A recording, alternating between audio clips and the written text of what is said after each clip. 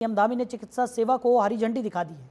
मुख्यमंत्री कैंप कार्यालय गेट से ये हरी झंडी दिखाई गई। केदारनाथ, बद्रीनाथ आदि कैलाश यात्रा उच्च हिमालयन चिकित्सा सेवा शुरू हो गई है। सीएम धामी ने संजीवनी किट का भी शुभारंभ किया। बड़ी खबर आपको बता रहे हैं। तो मुख्यमंत्री कैंप कार्यालय से ये शुभारंभ हुआ।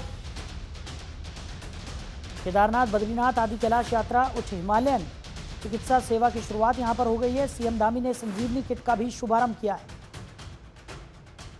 तो सीएम धामी ने चिकित्सा सेवा को हरी झंडी दिखाकर इसका शुभारंभ कर दिया।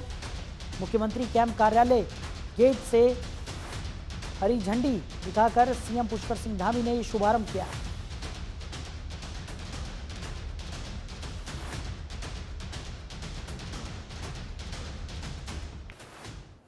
बड़ी खबर आपको बता रहे हैं। तो सीएम धामी ने संजीवनी किट का भी शुभारंभ कर दिया है। चारधाम यात्रा की तैयारियां पूरी तरह से हो चुकी हैं और लोग उत्साहित हैं। हर साल जो अलग अलग तरीके से सेवा के कार्य करते हैं, चाहे वो भंडारे के रूप में हो, चिकित्सा दल के रूप में हो, अन्य सहायता शिविर हों, यात्रा में सहयोग करने के लिए अनेक स्थानों पर लोग अपने अपने अलग अलग तरीके से काम करते हैं। सभी लोग बहुत उत्साहित हैं और ये एक तरह से बहुत बड़ा मैं कहूँ कि पर्व भी कहिए इसको, और एक तरह से राज्य के लिए एक बहुत लोगों को इसका इंतज़ार रहता है कि चारधाम यात्रा आएगी तो जहाँ हमारे यात्रा में सहयोग करने वाले स्टेक होल्डर्स, हमारे व्यापारी बंधु, होटलियर्स, हमारे गाइड, टैक्सी वाले, दुकान वाले, व्यापारी, सभी लोगों को इंतजार रहता है और बड़ा उत्साह रहता है।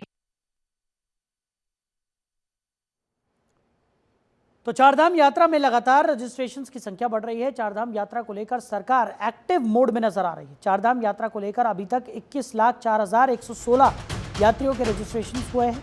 यमुनोत्री धाम के लिए 3,42,930 तीर्थ यात्रियों ने रजिस्ट्रेशन कराया है। गंगोत्री धाम के लिए 30,73,584 यात्रियों ने अपना रजिस्ट्रेशन करा लिया है। केदारनाथ धाम के लिए 7,16,671 यात्रियों ने रजिस्ट्रेशन कराया है। बद्रीनाथ धाम के लिए 6,33,684 यात्रियों के रजिस्ट्रेशन अब तक हो चुके हैं। अभी तक सबसे ज़्यादा केदारनाथ धाम के लिए यात्रियों के रजिस्ट्रेशन हुए हैं। तो बाबा केदार के दर पर आने वालों की संख्या सबसे ज़्यादा बताई जा रही है।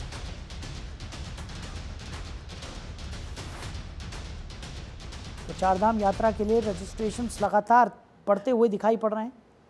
अब तक कितने रजिस्ट्रेशंस हुए आपको बता दें। चारधाम यात्रा के लिए कुल 21,000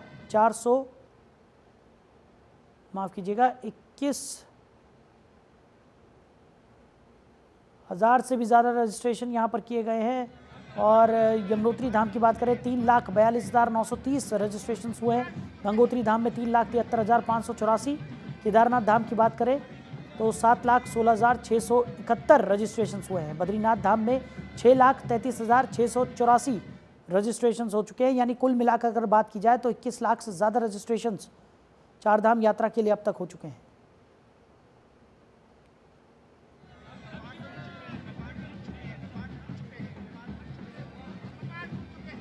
तो लगातार चारधाम यात्रा के लिए रजिस्ट्रेशन हो रहे हैं।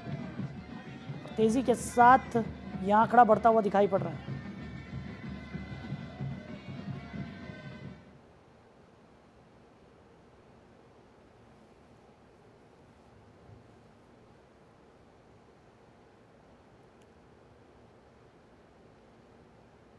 तो चारधाम यात्रा 2025 शुरू होने में महज 3 दिन बचे हैं। 30 अप्रैल से उत्तराखंड में इस यात्रा की शुरुआत हो जाएगी। चारधाम यात्रा की तैयारियों में धामी सरकार पूरी सजगता के साथ जुटी हुई है। सीएम धामी लगातार यात्रा की तैयारियों की समीक्षा कर रहे हैं। मुख्य सचिव लगातार अधिकारियों की बैठकें भी ले रहे हैं।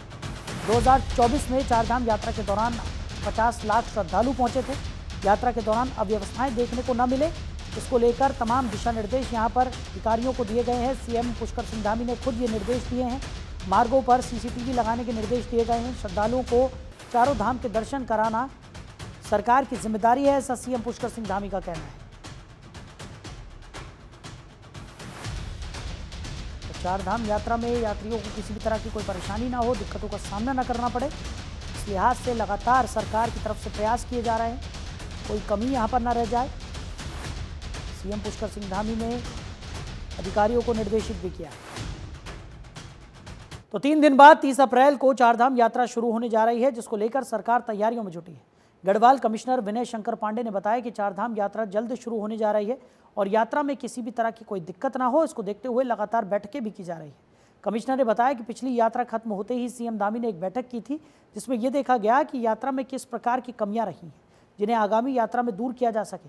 तो गढ़वाल कमिश्नर ने बताया कि इस बार यात्रा में हमने मूलभूत सुविधाओं पर जोर दिया है, जिसमें रोड कनेक्टिविटी पर खास ध्यान दिया गया है। इसमें चारों धामों को जाने वाले मार्गों को ठीक कर लिया गया है। कुछ मार्गों पर काम चल रहा है, जिससे आगामी 29 अप्रैल तक पूरा कर लिया जाएगा। देखिए, इस बार चारधाम यात्रा को हम लोगों ने पिछली चारधाम यात्रा में जो कमियां हुई थी, उन कमियों पर काफ़ी विचार विमर्श किया और पिछली यात्रा समाप्त होते ही माननीय मुख्यमंत्री जी की अध्यक्षता में तुरंत बैठक हुई थी। माननीय मुख्यमंत्री जी का ये निर्देश था कि जो पिछले वर्ष की यात्रा संपन्न हुई है, उसमें क्या क्या कमियां रही हैं, कहाँ कहाँ पर हमें दिक्कतों का सामना करना पड़ा, उन सब की एक होलिस्टिक अप्रोच लेते हुए एक उसका समाधान निकलना चाहिए।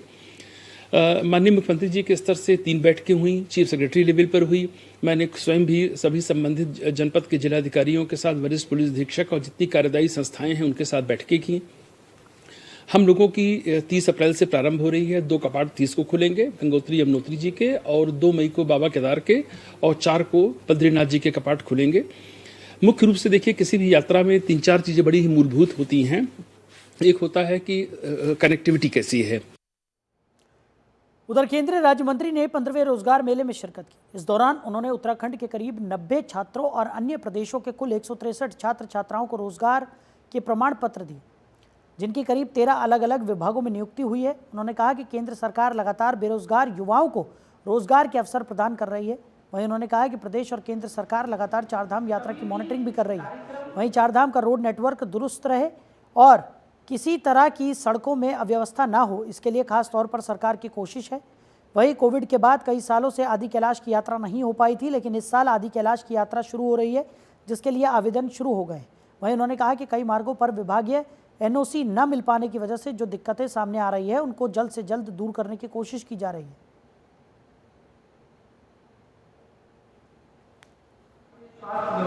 ये बड़ा सौभाग्यशाली अवसर है कि माननीय प्रधानमंत्री जी के माध्यम से, आज राजगुर मेले के माध्यम से माननीय प्रधानमंत्री जी द्वारा देश भर के 47 स्थानों में सरकारी नौकरियों में चयनित 51,000 से भी अधिक अभ्यर्थियों को नियुक्ति पत्र अभी ऑनलाइन दिए गए। यहाँ पर हमने सबको वितरित भी कर दिए हैं। ऐसा ये अवसर आया है। आज के इस अवसर पर हमारा ये 15वां रोजगार मेला, जो कि 162 लोगों को हमने उत्तराखंड में आज यहाँ वितरित किए हैं, जिसमें से 90 बच्चे हमारे उत्तराखंड के, और लगभग 13 डिपार्टमेंट में इन सबकी नियुक्ति हुई है। ये बहुत सौभाग्यवान है जिनको ये अवसर मिला है।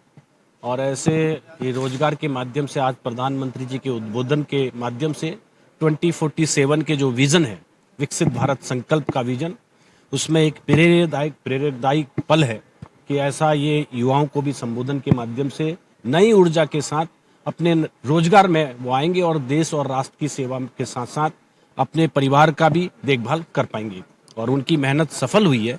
आज के इस आयोजन में मैं उनको बहुत बधाई देता हूँ, बहुत शुभकामनाएं।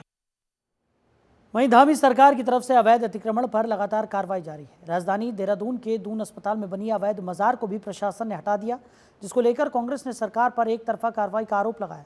तो वहीं बीजेपी का कहना है कि जब अवैध निर्माण और मज़ारों पर कार्रवाई होती है तो कांग्रेस का चेहरा खुलकर सामने आता है। कांग्रेस केवल मुस्लिम तुष्टीकरण की राजनीति करती है और जितने भी अतिक्रमण अभी तक हुए हैं वो सभी कांग्रेस के संरक्षण में हुए हैं।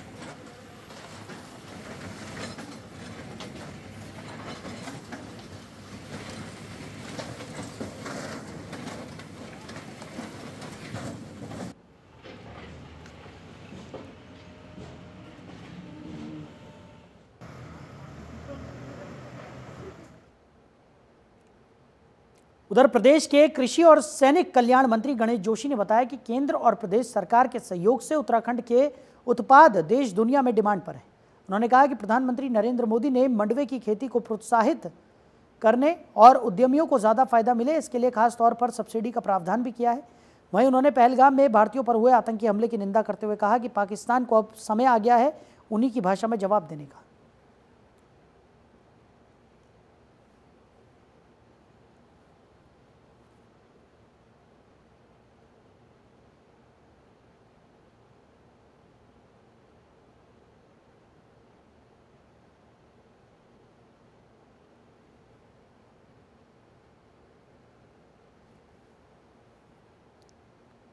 जो पाकिस्तान प्रायोजित आतंकवादियों ने जो कायराना हमला जो है किया, जिसमें निहत्थे पर्यटकों पर उनका जाति धर्म पूछकर उनको मारा गया, उसकी जितना निंदा की जाए उतनी कम है।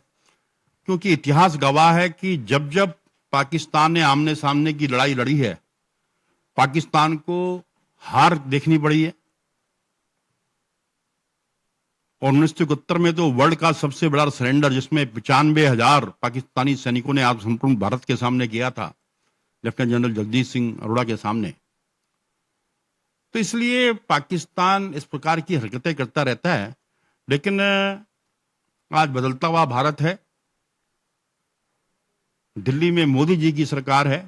जिस प्रकार पूर्व में बालाकोट में जाकर सीआरपीएफ के जवानों की हत्या का बदला हमारी सेना ने लिया था, शीघ्र इनको सबक सिखाया जाएगा। देखिए, सबसे पहले तो मैं आभार व्यक्त करना चाहता हूं माननीय मुख्यमंत्री जी का और कैबिनेट के साथियों का।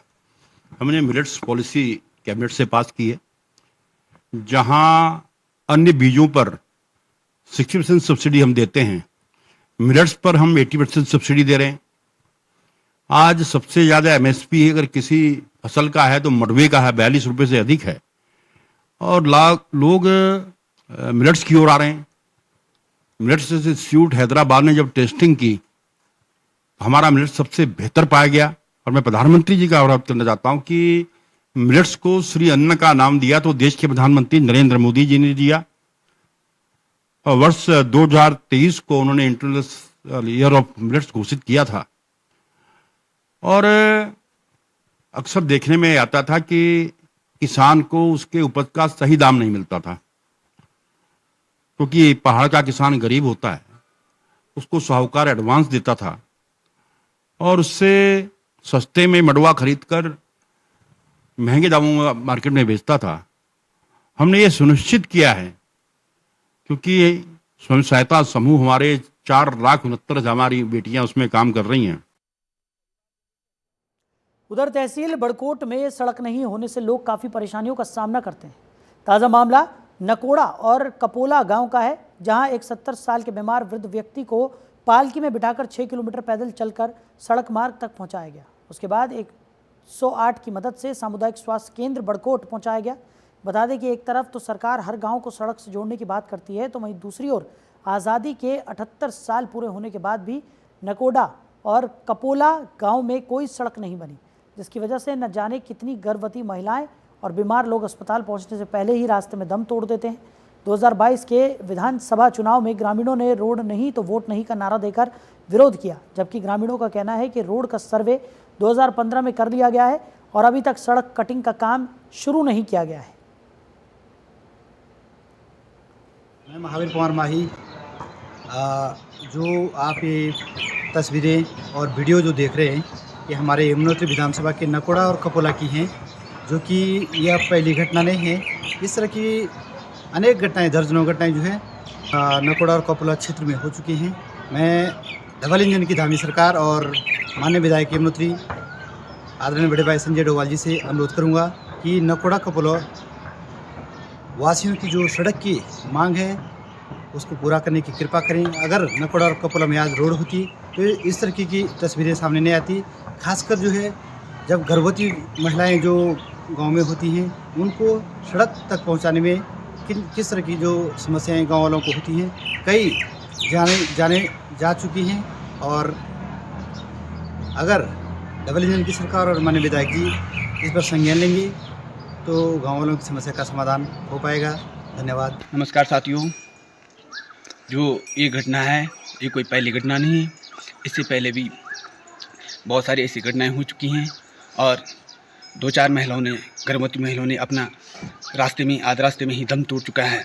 और जो बचे हैं वो भगवान की कृपा से बचे हैं। हम शासन, सरकार, माननीय विधायक जी से आग्रह करते हैं कि आप इन दोनों लोगों की पीड़ा समझें और बात संज्ञान में लें।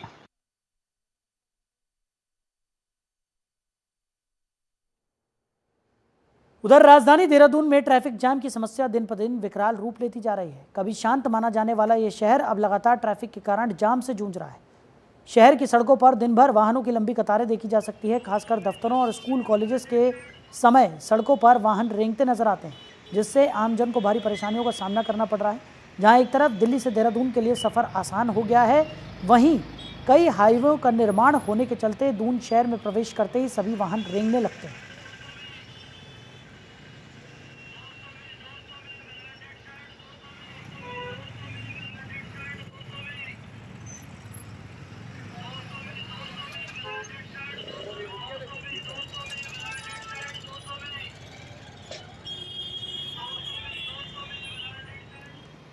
तो देहरादून में जाम से लोगों को खासा परेशानियों का सामना करना पड़ रहा है।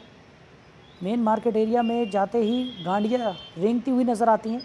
लंबे लंबे जाम से लोगों को दो चार होना पड़ता है और यही वजह है कि एक समय पर शांत कहे जाने वाला दून अब जाम की समस्या से जूझता हुआ दिखाई पड़ रहा है। लोगों को खासा परेशानियों का सामना करना पड़ता है। तस्वीरों में आप देख सकते हैं गाड़ियों की लंबी लंबी कतारें देखने को मिल रही हैं और गाड़ियां रेंगती हुई नज़र आ रही हैं।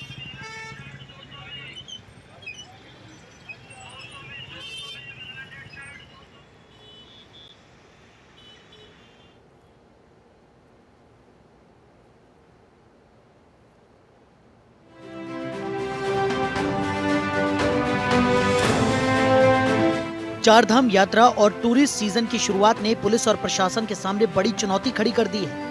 इस मुद्दे को लेकर उत्तराखंड के डीजीपी दीपम सेठ ने यातायात को बड़ी समस्या बताया। उन्होंने कहा कि अगर देहरादून की बात करें तो सर्वे के अनुसार सड़कों की क्षमता और वाहनों की जो संख्या है 40 से 42 हजार है, जबकि औसत इसके 4 गुना यानी कि 1.50 लाख हो जाती है। इसको लेकर हमारी ओर से प्लानिंग और तैयारी की जा रही है।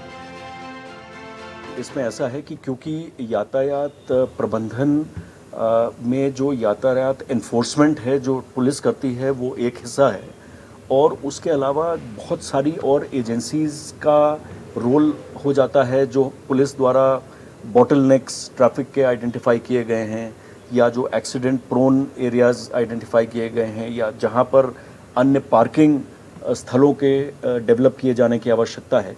तो ये जो अध्ययन हुआ, जो आज जिस पर प्रस्तुतिकरण भी हुआ और विचार विमर्श हुआ कि जो ट्रैफिक फ्लो है, लगभग अगर हम देहरादून की ही बात करें तो यहाँ के एक सर्वे के अनुसार यहाँ का जो क्षमता है, यहाँ के सड़कों की वाहनों की जो संख्या है वो करीब 40 से 42 हजार है। जिलाधिकारी देहरादून समीन बंसल ने भी इस समस्या को लेकर कहा कि ट्रैफिक व्यवस्था सुधारने को लेकर कई महत्वपूर्ण कदम उठाने की जरूरत है। उन्होंने बताया कि शहर में कई ऐसे जंक्शन थे जहां ट्रैफिक लाइट की व्यवस्था नहीं थी। हमने ऐसे 11 जंक्शनों की पहचान कर वहां ट्रैफिक लाइट इंस्टॉल कर दी। इसके अलावा ट्रैफिक लाइट को आर्टिफिशियल इंटेलिजेंस के माध्यम से इनेबल करने की योजना पर भी काम किया जा रहा है। साथ ही ऑटोमेटिक पार्किंग सिस्टम विकसित करने की भी बात निकलकर सामने आ रही है। देखिए, ट्रैफिक कंट्रोल के कई एस्पेक्ट्स हैं।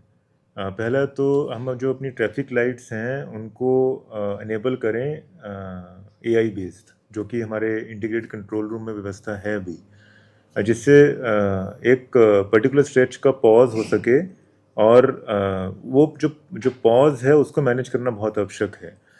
इसी वजह से इसी से हमारा जो स्मूथ मूवमेंट है डिफरेंट डायरेक्शंस में वो इनेबल हो सकेगा। सेकंड, कई सारे जंक्शंस पे ट्रैफिक लाइट्स अभी तक नहीं थी, तो अभी हमने 11 ट्रैफिक लाइट्स नई सैंक्शन कर दी हैं, उनका बिड आउट भी हो चुका है and they are now being installed. Dehradun SSP Ajay Singh ने कहा कि ट्रैफिक व्यवस्था को लेकर पुलिस महकमे के सामने कई बड़ी चुनौतियां हैं। उन्होंने बताया कि देहरादून एजुकेशन हब है और यहाँ लाखों की संख्या में छात्र पढ़ाई के लिए आते हैं। इसके अलावा टूरिस्ट सीजन और चारधाम यात्रा की वजह से शहर में वाहनों का दबाव बढ़ता है। हमने ट्रैफिक लाइट की संख्या बढ़ाई है और तकनीक का इस्तेमाल कर ट्रैफिक नियम तोड़ने वालों पर कार्रवाई की जा रही है। राजधानी में एक बहुत बड़ी चुनौती है, खासकर जब जिस तरह की जैसे हमारे टूरिस्ट का सीजन शुरू हो जाएगा, चारधाम यात्रा भी शुरू होती है, कांवड़ भी हरिद्वार में चलता है, बहुत सारे तीर्थयात्री और श्रद्धालुगण भी आते हैं। और जैसा कि आपको पता है कि एजुकेशन हब है राजधानी, यहाँ विभिन्न तरह के स्कूल कॉलेजेस भी हैं, जहाँ पर हज़ारों लाखों की संख्या में स्टूडेंट्स भी यहाँ पर का आवागमन भी रहता है। इसको देखते हुए अभी जो हमने नए सिस्टम लगाए, ट्रैफिक लाइट्स को बढ़ाया है, हमारे ऑटोमेटिक कैमरे में जो है चालान भी किए जा रहे हैं। ओवर स्पीडिंग के लिए अलग अलग लगाए गए, जहाँ ऑटोमेटेड ओवर स्पीडिंग की गाड़ियों को भी हम ट्रैक करते हैं और उनका चालान करते हैं। साथ ही साथ ड्रोन से भी मॉनिटरिंग करके उनके भी चालान किए जा रहे हैं। लेकिन आने वाली जो नई नई टेक्निक्स हैं, जैसे देखा जाए आर्टिफिशियल इंटेलिजेंस है और भी बहुत सारे नए टूल्स आ रहे हैं, जिसके माध्यम से ट्रैफिक रेगुलेशन की बात का विचार अभी चल रहा है। जो हम डायरेक्टरेट लेवल से भी, ट्रैफिक डायरेक्टरेट लेवल से भी डिस्कशन चल रहा है। साथ ही साथ इसको जिला प्रशासन में भी इसको रख के आगे कैसे भविष्य की योजनाओं को कारगर बना जाए कि नए जो हमारे AI टूल्स हैं या जो नई टेक्नोलॉजी है उसका ज़्यादा से ज़्यादा प्रयोग हम ट्रैफिक लाइट और ट्रैफिक रेगुलेशन किया जाए। तो ये प्रपोजल अभी हमारा डिस्कशन फेज में है और आगे भविष्य में इसको कोशिश रहेगी कि इसको हम इम्प्लीमेंट करके बेहतर व्यवस्थाओं को और दे पाएँ। प्रदेश प्रवक्ता हनी पाठक का ट्रैफिक पर मानना है कि प्रदेश सरकार लगातार इस ओर कार्य कर रही है और जल्द ट्रैफिक से लोगों को राहत भी मिलेगी। आम जन को जो ट्रैफिक की समस्याओं का सामना करना पड़ रहा है उससे पूरी तरीके से हमारे सरकार चिंतित है और उस पर कार्य कर रही है। ऐसा नहीं कि इस पर कार्य नहीं हो रहा, ऑटोमेटिक पार्किंग की सुविधा देने के लिए भी कार्य हो रहा है, जगह जगह पार्किंग निःशुल्क कराए जाने पर भी कार्य हो रहा है, घंटा घर पे भी पार्किंग पर कार्य हो रहा है।